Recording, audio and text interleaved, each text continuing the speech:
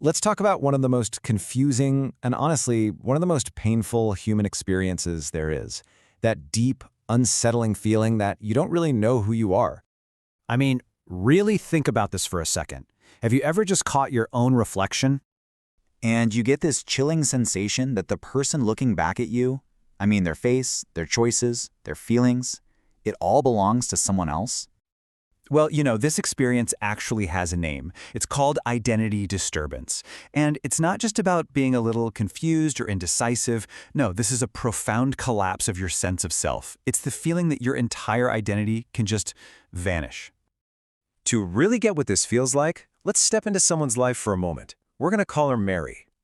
So with her boyfriend David, Mary was this gentle, super intense, emotional person. But then she'd go to work and bam! A totally different person. Tough, sarcastic, confident. She was a shapeshifter, right? Becoming whatever she thought each situation needed her to be, just to feel accepted, just to feel safe. But the real crisis, that hit when she was alone. The silence was just deafening.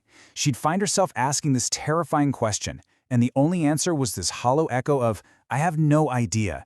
And this wasn't about just pretending, it was about never being sure which version, if any of them, was the real her. So why? Why does this happen? What is going on inside our minds that causes our sense of self to feel so incredibly fragile? Let's get into the psychology behind this feeling. For Mary, the trigger, the thing that made the house of cards start to fall, came one night when David just casually said, sometimes I don't even recognize you anymore. Now, for someone with a stable identity, that might just be a weird comment.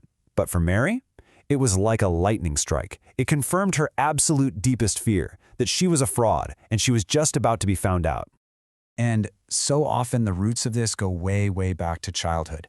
If you grew up in a home where your real feelings were just dismissed, that's a process called emotional invalidation, or if love felt inconsistent, you learn a really dangerous lesson. You learn that your authentic self, it isn't safe. It isn't lovable, and you learn you have to adapt to survive. And this right here, this is the absolute core of it all. Your brain forges this incredibly powerful link that says, if I am what they need me to be, they will stay. My identity is the price I pay for connection. Authenticity, well, that takes a back seat to attachment. Mary described this feeling just perfectly. She said it was like having a collection of masks, and when people leave, the mask falls away. And there's just nothing underneath. It's not just feeling lonely, it's a complete erasure of self. The mask you wore for them is gone, leaving this terrifying, empty void. So when the threat of rejection or abandonment pops up, the panic isn't just about losing that person. The panic is existential. It literally feels like your very self is about to die, because that self was built entirely on their reflection of you. But, and I really need you to hear this, you are not doomed to live in this cycle. An identity that was never fully formed can be consciously, gently, and lovingly built. When Mary started therapy, she was given this really simple but profound task.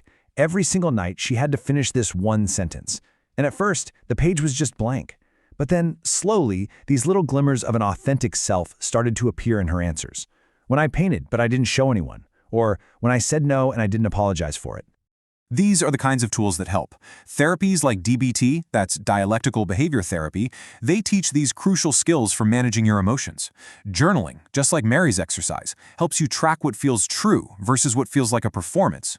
And learning to spend time alone, not as a punishment, but as a way to actually get to know yourself. Wow, that is a total game changer. Okay, so let's break it down into some practical steps. First, just observe the shifts without shaming yourself. Get curious about them. Second, learn to separate your feelings from the facts. A feeling of worthlessness is just that, a feeling. It's not a fact about your value as a person. Third, choose some core values to be your anchor, things like kindness or honesty. They can guide you when you don't feel like yourself. Fourth, create emotional anchors, using things that ground you, like a specific playlist or being in nature. And finally, and this one is so crucial, seek out professional help to help you put all these pieces together. Please, just let this sink in for a second. There is nothing fundamentally wrong with you.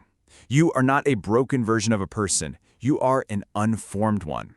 And what that means is that you have this incredible, rare opportunity to consciously decide who you want to be. And this brings us to a final, kind of provocative thought.